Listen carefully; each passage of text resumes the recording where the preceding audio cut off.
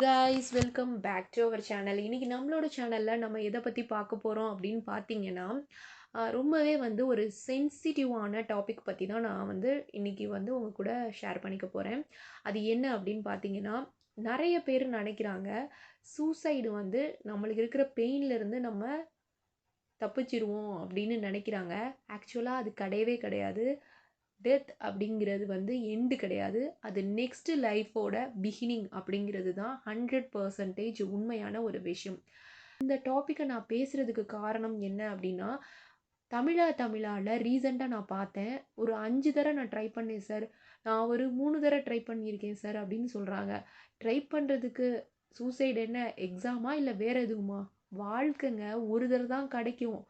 அது எப்படி இன்னொரு தடவை கிடைக்கும்னு எதிர்பார்க்கவே முடியாது. ஏன்னா நம்ம இறந்ததுக்கு அப்புறங்கிறதே வந்து ஒரு பிளைண்ட் ஸ்பாட் மாதிரி. அங்கே என்ன இருக்கும், எப்படி இருக்கும், எதுவுமே நமக்கு தெரியாது. அப்போ இருக்கிற லைஃப் மட்டும்தான் நம்ம கண்ணு முன்னாடி இருக்குது. நம்ம நினச்ச மாதிரி அதை நம்மளால் மாற்ற முடியும். ஒரு கொரியன் ட்ராமா ஒரு 2 இயர்ஸுக்கு முன்னாடி நான் பார்த்தேன். அந்த ட்ராமா பார்த்தா யாருமே இந்த மாதிரியான மைண்ட் செட்டுக்கு வரமாட்டாங்க அப்படின்னு எனக்கு தோணுச்சு. இந்த டெத் கேம் அப்படிங்கிற சீரீஸ் வந்து எத்தனை பேர் பார்த்துருக்கீங்கன்னு எனக்கு தெரியல. ஆனால் இந்த சீரீஸ் பார்க்க வேண்டிய ஒரு விஷயம். அமேசான் ப்ரைமில் இருக்குது. இங்கிலீஷ், கொரியா இதெல்லாம் அவைலபிளாக இருக்குது. முடிஞ்சால் பாருங்கள். நான் இங்கே வந்து அதை ஷார்ட்டாக சொல்கிறேன். நம்ம ஹீரோ இருக்காருங்க. நம்ம ஹீரோவுக்கு ஒரு நல்ல ஜாப்பு, ஒரு மேரேஜ் பண்ணி ஒரு நார்மலான லைஃப்பை வாழணும் அப்படிங்கிறது தான் நம்ம ஹீரோவோட ஆசையே. ஆனால் அதுவே நம்ம ஹீரோவுக்கு கிடைக்கல. அவர் கிராஜுவேஷன் முடிக்கிறதுக்குள்ளே ஒரு வேலையில் போய் உட்காந்துடலாம் அப்படின்னு நினப்பாரு. பார்த்தா அன்னைக்குன்னு பார்த்து ஒரு ஆக்சிடெண்ட் ஆகி நம்ம ஹீரோனால் ஒழுங்காக இன்டர்வியூ அட்டன் பண்ண முடியாமல் போயிடும். அதனால அதுக்கப்புறமா 7 இயர்ஸ் அவருக்கு போராடியுமே அவர்னால் வேலையே வாங்க முடியாது. பார்ட் டைமில் ஒர்க் பண்ணி மணி ஏர்ன் பண்ணியிருப்பார். அதை ஒருத்தன் இன்வெஸ்ட் பண்ணு அப்படின்னு சொல்லி காசை வாங்கி ஏமாற்றிட்டாரு.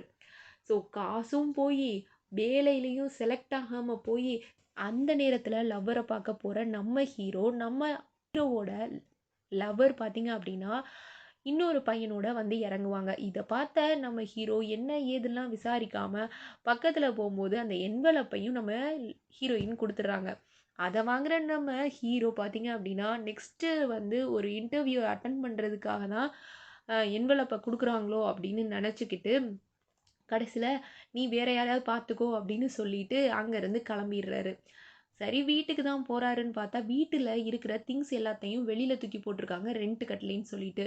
இது எல்லாமே ஒரே நாளில் நடக்கவும் கண்டிப்பாக யாராக இருந்தாலுமே டிப்ரெஷனுக்கு ஆளாவாங்க. ஆனால் நம்ம ஹீரோ பார்த்தீங்க அப்படின்னா அந்த டிப்ரெஷன் நாளில் சூசைட் அட்டன் பண்ண போயிடுறாரு. அந்த டைம் ஒரு ஃபோன் கால் வருது அவங்க அம்மா கிட்டேருந்து. ஆனால் அதை எடுக்காமல் நம்ம ஹீரோ சூசைட் பண்ணி இறந்து போயிடுறாரு.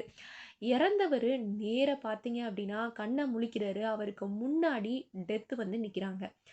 நம்ம ஹீரோவுக்கு ஒன்றும் புரியல. எங்கே இருக்கோம் என்ன பண்ணுறோன்னு தெரியாமல் நீ யாருன்னு கேட்டுட்டு இருக்காங்க. நான் டெத், நீ ஹெல்லில் இருக்க அப்படின்னு சொல்லி டெத்து சொல்கிறாங்க. நான் எந்த தப்புமே செய்யலை, நான் எதுக்கு ஹெல்லில் இருக்கேன்னு நம்ம ஹீரோ கேட்க, எந்த தப்புமே நீ செய்யலையா அப்படின்னு சொல்லி டெத்து சொல்கிறாங்க. ஏன் நீ சூசைட் பண்ண அப்படின்னு நம்ம டெத்து கேட்குறாங்க. அதுக்கு நம்ம ஹீரோ சொல்கிறாங்க, எனக்கு வாழவே பிடிக்கல, நான் வாழும்போதே நரகத்தில் தான் நான் வாழ்ந்துட்டு இருந்தேன், அதனால தான் நான் சூசைட் பண்ணேன் அப்படின்னு சொல்கிறாரு. இதை கேட்ட நம்ம டெத்துக்கு, ஓ நீ வாழும்போதே நரகத்தில் தான் வாழ்ந்தேன்னு சொல்கிறல, நரகம்னா எப்படி இருக்கணும் உனக்கு நான் காட்டுறேன் அப்படின்னு சொல்லிட்டு போய் காட்டுன்னு காட்டுறாங்க. அதை காட்டுனதுக்கப்புறம் நம்ம ஹீரோவுக்கு பயம் வருது. நான் எதுவுமே தப்பு பண்ணலை, நான் ஏன் நரகத்தில் இருக்கணும் அப்படின்னு கேட்குறதுக்கு டெத்து சொல்கிறாங்க, நீ எந்த தப்புமே நீ செய்யலையா, உன்னால் யாருமே வந்து அஃபெக்ட் ஆகலையா அப்படின்னு சொல்லி கேட்குறாங்க. ஆமாம் நான் யாருக்கும் எந்த ஒரு கெடுதலும் பண்ணலை அப்படின்னு நம்ம ஹீரோ சொல்கிறாரு. என்ன நீ வந்து அவ்வளோ ஈஸியாக எடுத்துக்கிட்டதுனால நான் உனக்கு பனிஷ்மெண்ட் தர போகிறேன் அப்படின்னு சொல்கிறாங்க. 12 லைஃப் டைம் உனக்கு நான் தரேன். 12 தரையும் சாக போகிறவங்க உடம்புக்குள்ளே நீ போய் அந்த பெயினை நீ அனுபவிப்ப அப்படின்னு சொல்லி அவங்க சொல்லுவாங்க. இதை கேட்ட நம்ம ஹீரோவுக்கு பார்த்தீங்க அப்படின்னா, நான் ஆல்ரெடி செத்துட்டேன், திரும்ப எதுக்கு நான் இன்னொருத்தவங்க உடம்புல போய் நான் சாகணும் அப்படின்னு நம்ம ஹீரோ கேட்பாரு. அதுக்கு நம்ம டெத்து சொல்லுவாங்க, ஒருவேளை நீ அந்த 12 லைஃப்பில் ஒரு டைமாவது உயிரோடு இருந்துட்ட அப்படின்னா நெக்ஸ்ட் நான் உன்னைய காடு கிட்ட அனுப்பிடுவேன். அப்படி இல்லை, ஒரு டைம் கூட உன்னால சர்வே பண்ண முடியல அப்படின்னா, நீ ஹெல்லிலேயே இருந்துருவ அப்படின்னு சொல்லி சொல்றாங்க. நம்ம ஹீரோக்கு தான் ஆல்ரெடி நரகத்த பார்த்து பயம் வந்துருச்சு. எப்படியாவது ஒரு டைம் வாழ்ந்துட்டு நம்ம கடவுள பார்க்க போயிறணும் அப்படின்னு சொல்லிட்டு, சரி அப்படின்னு சொல்லி சொல்றதுக்குள்ளவே ஃபர்ஸ்ட்டு ஷூட் பண்ணிடுறாங்க நம்ம டெத். கண்ண முழிக்கும்போது பார்த்தீங்க அப்படின்னா, ஒரு ஃப்ளைட்ல இருக்கான். அவன் ரொம்ப ரிச்சான பெர்சனா இருக்கான். பார்த்தா அந்த ஃப்ளைட்டும் வெடிச்சு இறந்து போயிர்றான். திரும்ப நம்ம டெத்து கிட்ட வரான். திரும்ப நம்ம டெத்து ஷூட் பண்றாங்க. செகண்ட் லைஃப்க்கு போறான். அது என்னன்னா, பாராசூட் இல்லாம ஒருத்தன் சாகசம் பண்றேன்னு குதிச்சிருப்பான். 3 பில்லியன் குடுக்குறேன்னு சொன்னதுக்காக குதிச்சிருப்பான். கடைசியில இதுல என்ன அப்படின்னு பார்த்தீங்கன்னா, ஒரு 5 மினிட்ஸ் அந்த கேப்க்கு அப்புறமா தான் ரியல் பெர்சனோட அந்த ரியல் கேரக்டரோட மெமரீஸ் நம்ம ஹீரோக்கே வரும். ஸோ அப்பதான் தெரியும் இவன் சாகசம் பண்றதுக்கு குதிச்சிருக்கான். அதுக்குள்ள நம்ம ஹீரோ எப்படியும் சாக தான் போறோம் அப்படின்னு சொல்லி விழுந்து செத்துறான். திரும்ப நம்ம டெத்து கிட்ட போறான். டெத்து கிட்ட போனோனே டெத்து திரும்பவும் ஷூட் பண்றாங்க. இந்த டைம் 3 லைஃப் பார்த்தீங்க அப்படின்னா, ஒரு ஸ்கூல் பையனோட உடம்புக்குள்ள நம்ம ஹீரோ போறாரு. இந்த டைம் என்ன ஆயிருச்சு அப்படின்னு பார்த்தா, அவன புல்லிங் பண்ணி, அவன் கூட கிளாஸ்ல இருக்கிற ஒரு பையனே இவன கொலை பண்ணிடுறான். திரும்ப அந்த நம்ம ஹீரோ டெத்த பார்க்க போறாங்க. டெத்து கிட்ட கேட்குறாங்க, அந்த லைஃப்ல இருக்க தான் அவன் ட்ரை பண்ணான் ஸ்கூல் பையனாவே. ஆனா, அவனால எவ்வளவு முயற்சி பண்ணாலும் அந்த லைஃப்ல இருக்க முடியல. அப்ப டெத்து கிட்ட சொன்னோனே திரும்பவும் டெத்து, இது நான் ஃபர்ஸ்ட்டே சொன்ன மாதிரி இது உன்னோட பனிஷ்மெண்ட் அப்படின்னு சொல்லி திரும்பவும் ஷூட் பண்றாங்க. திரும்பவும் போறான். போகும்போது இந்த டைம் பார்த்தீங்க அப்படின்னா, ஒரு கேங்ஸ்டர்ஸ்ல இருக்கக்கூடிய ஒரு நபரோட உடம்புக்குள்ள போறான். ஆனா பாவம் அவன் கொஞ்சம் நல்லவனா தான் இருக்கான். இருந்தாலும் என்ன அப்படின்னா, அந்த கேங் லீடரோட ஒரு கேர்ள் ஃப்ரெண்ட் இருப்பா. அவளுக்கு ஹெல்ப் தேவைன்னு சொல்லி ஹெல்ப் பண்றதா நெனச்சுக்கிட்டு, இவன் என்ன பண்ணுவான் அப்படின்னா, அந்த கேங்ல இருந்த அவன் பார்த்தீங்கன்னா, அங்க இருந்த ஒரு பொண்ணையும், 10 பில்லியனையும் எடுத்துக்கிட்டு கிளம்பிடலான்னு பிளான் பண்ணுவான். ஆனா, அந்த பொண்ணே அந்த 10 பில்லியனுக்காக இவன கொன்றுக்கும். ஆனா, அந்த 10 பில்லியன் பார்த்தீங்க அப்படின்னா, கரெக்ட்டான பிளேஸ நம்ம ஹீரோ காட்டியிருக்க மாட்டாரு. அடுத்தது நெக்ஸ்ட் என்ன அப்படின்னு பார்த்தீங்கன்னா, திரும்ப ஷூட் பண்றாங்க. திரும்ப நம்ம டெத்த பார்க்க போறாங்க. டெத் இந்த நம்ம ஹீரோவே சீக்கிரமா ஷூட் பண்ணு நான் போகணும் அப்படின்னு சொல்றாரு. ஏன்னா, அவருக்கு அந்த 10 பில்லியன எடுத்து எப்படியாவது ஒரு லைஃப்லயாவது செட்டில் ஆயிரணும். பாருங்களேன், ஃபர்ஸ்ட்டு சாகணும்னு சூசைட் பண்ண ஒரு பெர்சன், இப்ப எப்படியாவது வாழ்ந்துறணும் அப்படின்னு நினைக்க வச்சுட்டாங்க நம்ம டெத்து. நெக்ஸ்ட் பார்த்தீங்க அப்படின்னா ஷூட் பண்றாங்க. இந்த ஜெயில்ல இருக்க ஒரு கைதியோட உடம்புக்குள்ள போயிர்றான். அந்த கைதி கூட ஃபர்ஸ்ட் இந்த ஸ்கூல் பையனா இருக்கும்போது ஒருத்தன் கொலை பண்ணியிருப்பான். அவனும் அவன் கூட ஃப்ரெண்டுன்னு சொல்லிட்டு இன்னொருத்தனும் 3 பேரும் அங்க இருப்பானுங்க. அந்த ஸ்கூல் பையனை கொலை பண்ண அவனுக்கு ஒரு கில்ட்டியை நம்ம ஹீரோ கிரியேட் பண்ணி விட்டுருவாரு. அவனே ஏதாவது பண்ணிட்டு சாவட்டும் அப்படின்னு சொல்லி. ஆனா இன்னொருத்தன் கூட இருக்கிறவன் பார்த்தா நல்லவன்னு நம்பி அவன் கூட பழகிட்டு இருப்பாரு நம்ம ஹீரோ. கடைசியில அவன் தான் நம்ம ஹீரோவையே போட்டு தள்ளுவாரு. அதாவது அந்த ஜெயில்ல இருக்க அந்த பர்சனுக்குள்ள இருக்கிற நம்ம ஹீரோ. என்ன இவனை நம்பணும், இவனே நம்மளை இப்படி கொன்னுட்டானே அப்படின்னு சொல்லி நம்ம ஹீரோ வருத்தப்படுவாரு. இந்த நம்ம டெத்து கிட்ட போறாங்க. டெத்து பார்த்தீங்க அப்படின்னா திரும்ப ஷூட் பண்றாங்க. ஷூட் பண்ணும்போது என்ன ஆயிருது அப்படின்னு பார்த்தா, பேபியா போய் பொறக்குறாங்க. இந்த ஒண்ணுமே நம்ம ஹீரோனால பண்ண முடியல. பேரண்ட்ஸ் வந்து ரொம்ப மோசமானவங்களா இருக்காங்க. அவங்களே அந்த குழந்தையவும் கொன்றாங்க. அந்த குழந்தைக்கு ஏன் மெமரி இல்ல அப்படின்னு சொல்லி டெத்து கிட்ட போய் கேட்குறாங்க. அதுக்கு குழந்தைங்களுக்கு மெமரி இருக்காது அப்படின்னு சொல்லி டெத்து சொல்றாங்க.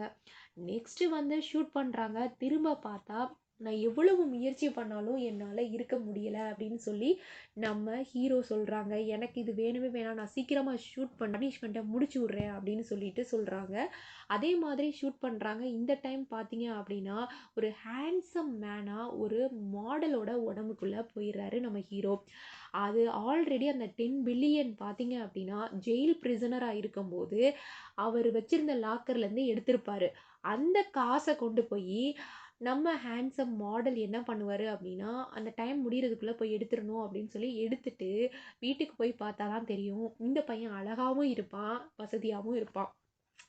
சரி நமக்கு இந்த காசு அந்த அளவுக்கு தேவைப்படாது அப்படின்னு சொல்லிட்டு, கொண்டு போய் அவங்க அம்மா கிட்ட குடுக்குறதுக்கு போவான். கொண்டு போய் வச்சுட்டு வருவான். ஆனா, அவங்க அம்மா அத கொண்டு போய் போலீஸ்ட்ட குடுத்துருவாங்க. இது யாருன்னே எனக்கு தெரியாது. கொண்டு வந்து காச வச்சுட்டாங்க அப்படின்னு சொல்லி. இதுவும் பிரச்சனையில அவங்க அம்மா மாட்டிப்பாங்க. மாடலா இருக்கும்போது அவங்க அம்மாவையும் மீட் பண்றான், அவங்க லவ்வரையும் மீட் பண்றான். அவங்க லவ்வர்கிட்ட அவன் உண்மையானவங்க யாரு? அவனோட ஸ்டோரிய சொல்ற மாரி சொல்லி, அவன் ரைட்டரா இருக்கிறதுனால ஸ்டோரிய சொல்ற மாரி சொல்றான். கடைசியில இவன் யாருன்னு உண்மைய சொல்லப் போற அந்த நேரத்துல கார் ஆக்சிடென்ட் ஆகி இறந்தும் போயிடுறான். ஸோ அந்த சாப்டரும் முடிஞ்சு போயிடுது. நெக்ஸ்ட்டு நம்ம ஹீரோ பயங்கர வருத்தத்தோட தன்னோட லவ்வரை சீக்கிரமா என்னைய சுடு, நான் போய் அவனை ஒரு வழி பண்ணணும் அப்படின்னு சொல்றான். அதுக்கு நம்ம டெத்து சொல்றாங்க, நீ அங்க இருக்கிற யாரோட லைஃப்லயாவது கொல்ற அளவுக்கு நீ போன அப்படின்னா நான் கண்டிப்பா உள்ள நான் நடுவுல வருவேன் அப்படின்னு சொல்லி அனுப்பி விடுறாங்க. இந்த டைம் பார்த்தா இவ்வளோ நாள் நீ அனுபவிச்சதெல்லாம் வலி கிடையாது, இனி உனக்கு இதை விட மோசமான வலி என்னன்னு நான் உனக்கு காட்டுறேன் அப்படின்னு சொல்லி டெத்து அனுப்புறாங்க. நம்ம ஹீரோவை ஒரு சைக்கோ கில்லரோட உடம்புக்குள்ள அனுப்புறாங்க. இந்த சைக்கோ கில்லர் பார்த்தீங்க அப்படின்னா ஆர்ட் பண்றான். ஆள கொன்னு அவங்க மூலமா ஆர்ட் பண்றவன். இவன் என்ன பண்றான் அப்படின்னு பார்த்தாங்கன்னா, இவன் உடம்புக்குள்ள இவன் போறான். இவன் உடம்புக்குள்ள போயி, அந்த கிரிமினல் யாரு அப்படின்னு பார்த்தீங்கன்னா, அவன் எல்லாத்துலயும் இவன் ஃபர்ஸ்ட்டு ஒரு இன்டர்வியூ அட்டெண்ட் பண்ணியிருப்பான். அந்த சேர்மேனுக்கு 2 பசங்க இருப்பாங்க.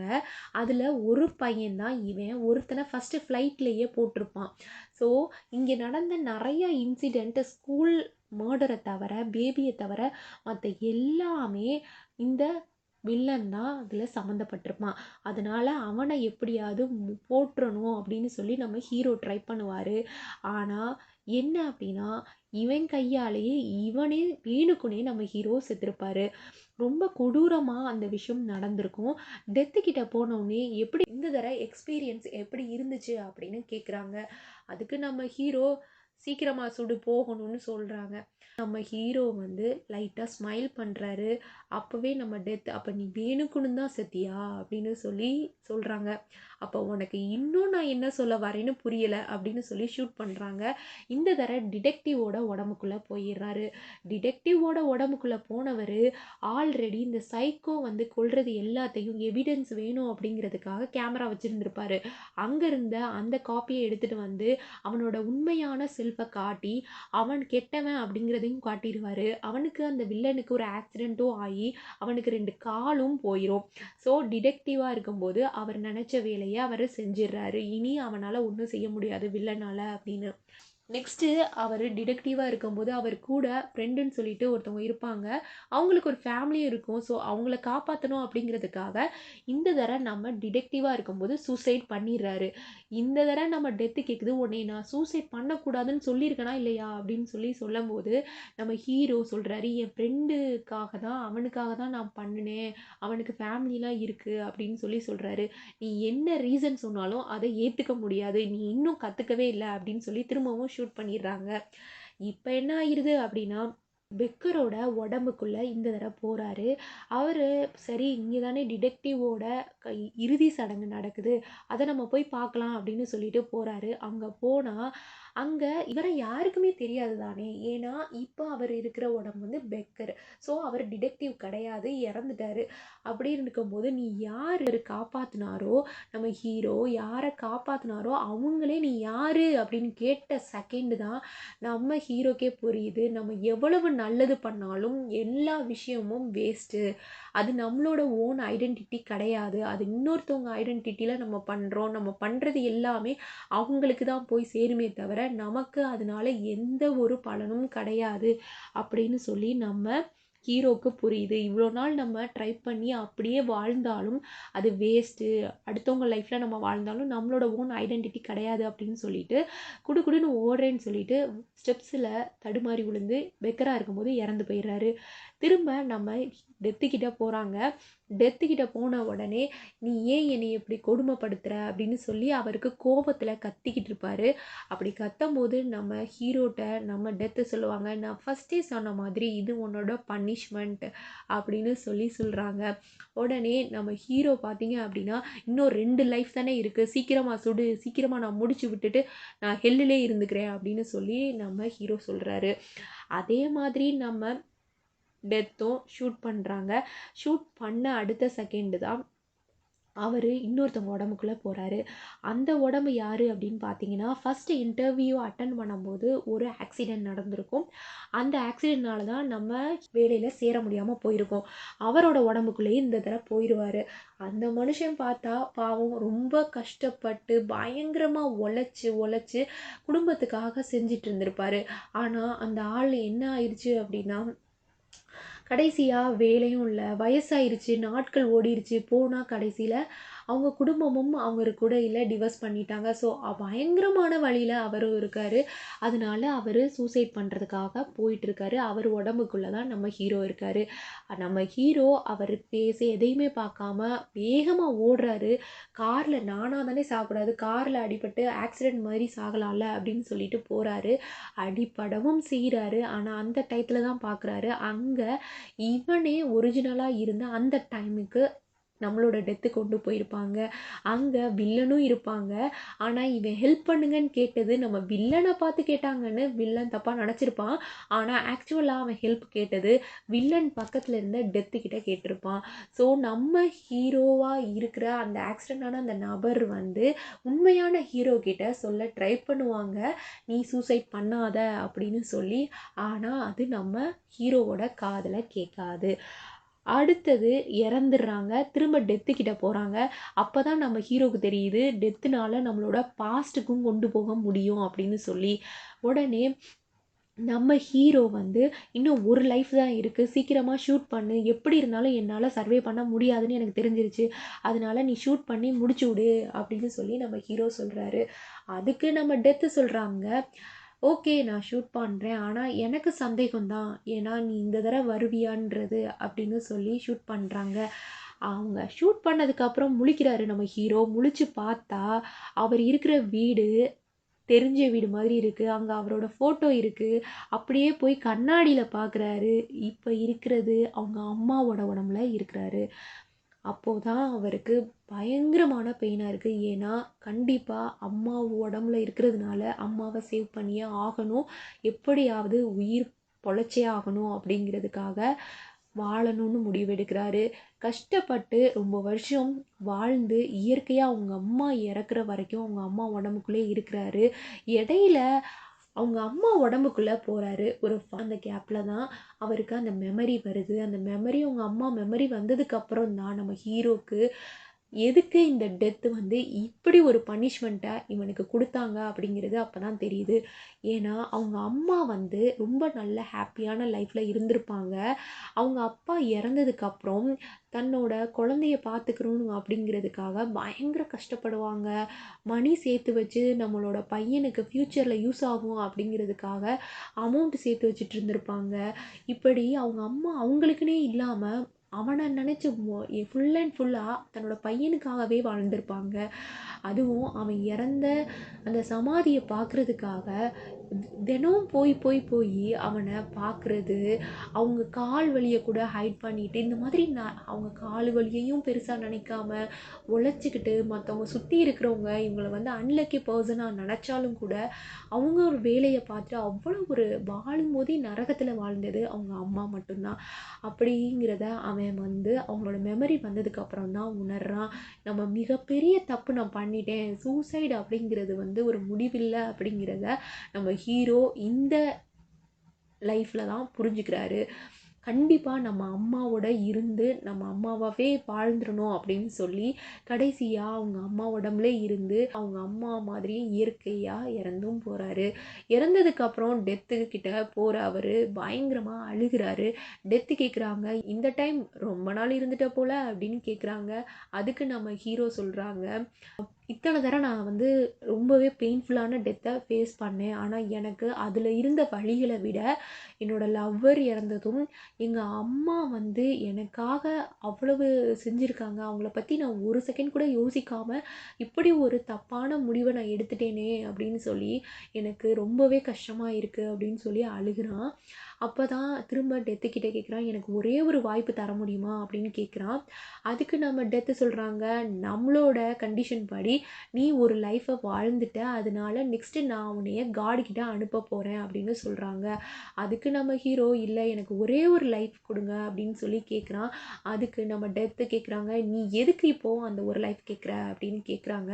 அதுக்கு நம்மளோட ஹீரோ சொல்கிறாங்க, இல்லை கடைசியாக ஒரே ஒரு தடவை எங்கள் அம்மாவை நான் ஹக் பண்ணணும் அப்படின்னு சொல்கிறாரு. இதை கேட்ட நம்ம டெத்துக்கு ஓகே, நம்ம கொடுத்த பனிஷ்மெண்ட்டு நம்ம ஹீரோவுக்கு புரிஞ்சிருச்சு அப்படிங்கிறது தெரிஞ்சிருது. அதே மாதிரி அவங்க சொல்கிறாங்க, என்கிட்ட இப்போ ஒரே ஒரு புல்லட் இருக்குது, அந்த புல்லட்டை நான் வந்து தரேன், ஆனால் ஒரே ஒரு புல்லட் தான் இருக்குது, அதனால நீ வந்து கன்னை யூஸ் பண்ணும்போது ஷூட் பண்ணி ஃபயர் ஆயிடுச்சு அப்படின்னா நீ ஒரு லைஃப் உனக்கு கிடைக்கும், அப்படி இல்லை அப்படின்னா நீ காடுகிட்ட போயிடணும் அப்படின்னு சொல்லி கன்னை கொடுக்குறாங்க. நம்ம ஹீரோவும் பயந்துக்கிட்டே ஷூட் பண்ணுறாரு, ஃபயர் ஆகுது. திரும்ப அந்த ஃபஸ்ட்டு அவர் சூசைட் பண்ணுறதுக்கு நின்ன பில்டிங்லேயே போய் நிற்கிறாரு. ஃபோன் அடிக்குது, அவங்க அம்மா கால் பண்ணுறத இவர் அட்டனும் பண்ணுறாரு. அதோட இந்த கதை முடியுது. இவ்வளோ நேரம் கதை நல்லா இருந்ததில் சரி, இப்போ மெயின் விஷயத்துக்கு வருவோம்.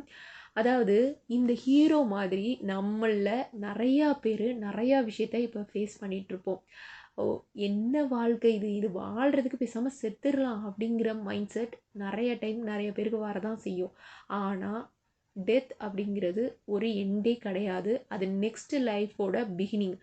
நீங்கள் மட்டும் சாகலை, உங்களை நம்பி உங்களுக்காக இருக்கக்கூடிய நிறைய பர்சன்ஸ், நிறைய திங்ஸ், இங்கே அழகான விஷயங்கள் இருக்குது. அதை பார்க்க நீங்கள் மறுக்கிறீங்க. உங்கள் மைண்டு தான் பிரச்சனையே தவிர இங்கே வேறு எந்த பிரச்சனையும் கிடையாது. கண்டிப்பாக நம்மளுக்கு ஒரு இழப்பு இருக்கும்போது அதுலேருந்து வெளியில் வர்றது அவ்வளவு ஈஸியான விஷயமே கிடையாது. அதுவும் அந்த பிளேஸ்லேயே இருந்து நீங்கள் வெளியில் வரணும்னு ட்ரை பண்ணுறது ரொம்ப ரொம்ப ஹார்டான விஷயம். ஆனால் அதுக்காக இது இம்பாசிபிளும் கிடையாது. இந்த ட்ராமாவில் சொன்ன மாதிரி நம்ம ஹீரோவுக்கு 2 வாய்ப்பு இருந்துச்சு. ஒன்று, அவர் அந்த ஃபோனை அட்டன் பண்ணியிருந்தா அந்த வேலையை பார்த்துருக்க மாட்டார், இவ்வளவு கஷ்டங்களை அவர் கோத்ரூ பண்ணியிருக்க அவசியமே கிடையாது. நம்பர் 2 என்ன அப்படின்னா, வீட்டிலேருந்து வெளியில் எல்லாத்தையும் தூக்கி வச்சுட்டாங்க அப்படின்னா அவங்க அம்மா தனியாக தானே இருக்காங்க. எந்த அம்மாவும் தான் பிள்ளை தன்னோட வீட்டுக்கு வர்றதை வேணான்னு சொல்ல மாட்டாங்க. அங்கே போய் அந்த ஹீரோ இருந்திருக்கலாம். அப்போது அங்கேயும் அவர் செலக்ட் பண்ணலை. பட் செலக்ட் பண்ணலன்னு இல்லை, அவர் இருந்த அந்த டிப்ரெஷனில் அந்த மாதிரி ஒரு முடிவை எடுக்க அவருக்கு தோணலைன்னு தான் அர்த்தம். அப்போது அந்த ஒரு நாள் தான் அவங்களுக்கு ப்ரெஷராக இருக்குது. அமைதியாக இருந்தால் அடுத்த நாள் வந்ததுக்கப்புறம் ஆட்டோமேட்டிக்காக ஒரு தெளிவு வந்திருக்கும். அவசரப்பட்டு எதுக்கு அந்த மாதிரி ஒரு முடிவை மறக்க முடியாது. ஆனால் கடந்துருங்க அப்படின்னு தான் நான் சொல்லுவேன். சூசைட் அப்படிங்கிறது வந்து எல்லாருமே கையில் எடுக்கிறது வந்து நீங்கள் சாகணுன்றதுக்காக நீங்கள் அதை எடுக்கலை, உங்களுக்கு இருக்க பெயின்லேருந்து வெளியில் வரணும் அப்படிங்கிறதுக்காக எடுக்கிறீங்க. ஆனால் உண்மையை சொல்லணுன்னா அதுக்கப்புறம் தான் பெயினே உங்களுக்கு ஆரம்பிக்க போகுது. அதனால் இருக்கிறத ஃபேஸ் பண்ணி தைரியமாக ஃபேஸ் பண்ணிவிட்டு இருக்கிற ஒரு லைஃப்பை முடிச்சுட்டு போயிடுவோம். ஏன் எல்லாரும் சந்தோஷமானவங்களாம் கிடையாது. எல்லாரும் நினைக்கிறோம் அம்பானி எப்படி வாழ்கிறாங்க பார்த்தீங்களா அப்படின்னு. ஆனால் அவங்க வீட்டுக்குள்ளே போய் பார்த்தா தான் தெரியும் அம்பானியோட லைஃப்லையும் பிரச்சனைகள் இருக்கும். அவர் அந்த ரேங்க்ல இருக்கணும் அப்படின்னா அதுக்கு அவர் உழைப்பை போடணும். அவங்களோட ஹெல்த் இஷ்யூஸ் இருக்கும், ஏகப்பட்ட விஷயம் இருக்கும். அதெல்லாம் நமக்கு தெரியாது. ஏன்னா வெளியில் எல்லாருமே அப்படிதான், சிரிக்கிறவங்க எல்லாருமே சந்தோஷமாக இருக்கிறதா அர்த்தமும் கிடையாது. அதனால ஃபேஸ் பண்ணி வந்துருங்க. சூசைடு அப்படிங்கிறது வந்து மிகப்பெரிய ஒரு பெயின். இது ஒன்றும் இமார்ட்டலான லைஃப் கிடையாது. ஒவ்வொரு ஆளுக்கும் நம்ம இங்கே வந்திருக்கவங்க எல்லாருமே பார்த்தீங்க அப்படின்னா டெத் கார்டோட தான் வந்திருக்கோம். டெத் சர்டிஃபிகேட் மட்டும்தான் நமக்கு லேட்டாக வருதே தவிர எல்லார் கையிலையும் இன்றைக்கி நம்ம வச்சுருக்கோம் டெத் கார்டு. எப்போ எப்படி வரும்னு நமக்கு தெரியவே தெரியாது. ஏன்னா அது ஒரு பிளைண்ட் ஸ்பாட். அந்த சைடு என்ன இருக்குது, அது ஒரு டார்க், அதில் என்ன இருக்கும், நம்ம ஆஃப்டர் லைஃப் எப்படி இருக்கும்னு யாருக்கும் தெரியாது. தெரியறது வாய்ப்பே கிடையாது. நம்ம கையில் இருக்கிறது இப்போ உள்ள கரண்ட் மட்டும்தான். பாஸ்ட்டையே நினச்சி பாஸ்ட் இஸ் பாஸ்ட், முடிஞ்சு போச்சு. கரெக்ட் பண்ணுங்கள். இந்த உலகம் ரொம்ப ரொம்ப பெருசான ஒரு விஷயம். வெறும் ஒரு வீட்டோடையோ இல்லை ஒரு ஊரோடையோ இங்கே முடிய போகிறது கிடையாது. நீங்கள் வாழ்கிறதுக்கு ஒரு கமிட்மெண்ட் முக்கியம். ஒரு கமிட்மெண்ட் வேணும். உங்களை மைண்டை நீங்கள் வந்து எப்போவுமே பிஸியாக வச்சுக்கணும். அப்போ தான் வந்து தேவையில்லாத மற்ற தாட்ஸ் எல்லாம் வராது. சொல்லலாம், எனக்கு நல்ல பேரண்ட்ஸ் இல்லை, எனக்கு நல்ல சிப்ளிங்ஸ் இல்லை, நல்ல வந்து ஃப்ரெண்டு கிடையாது, எனக்கு ஒரு வீடு இல்லை, அது இல்லை, இது இல்லை, எதுவும் இல்லை அப்படின்னு நம்ம நினைக்கலாம். ஆனால் மெயினாக ஒரு விஷயத்த நினைங்க, ஆண்டவன் கொடுத்த மாதிரி நம்ம ஃபிசிக்கல் சேலஞ்ச்டு பர்சனாக இல்லை, அங்கே இருந்தவங்க பார்த்தீங்கன்னா அந்த ஷோவில் அப்படின்னா கை கால் நல்லா தானே இருக்குது. அப்போ அதுவே ஒரு gift தானே உங்களுக்கு கடவுள் கொடுத்துருக்காங்க. எத்தனை பேர் அது கூட இல்லாமல் இன்னைக்கு கஷ்டப்பட்டுட்டு இருக்காங்க தெரியும்ல. அப்படி இருக்கும்போது அது நமக்கு ஒரு gift தான். இல்ல பேரண்ட்ஸ் நல்ல பேரண்ட்ஸ் இருக்காங்களா? லவ்வர் போனா பரவால்ல. பேரண்ட்ஸ்க்காக உயிரோட இருங்க. சரி பேரண்ட்ஸ் இல்லையா? உங்களுக்கு புடிச்ச ஃப்ரெண்ட் இருக்காங்களா? அவங்களுக்காக இருங்க.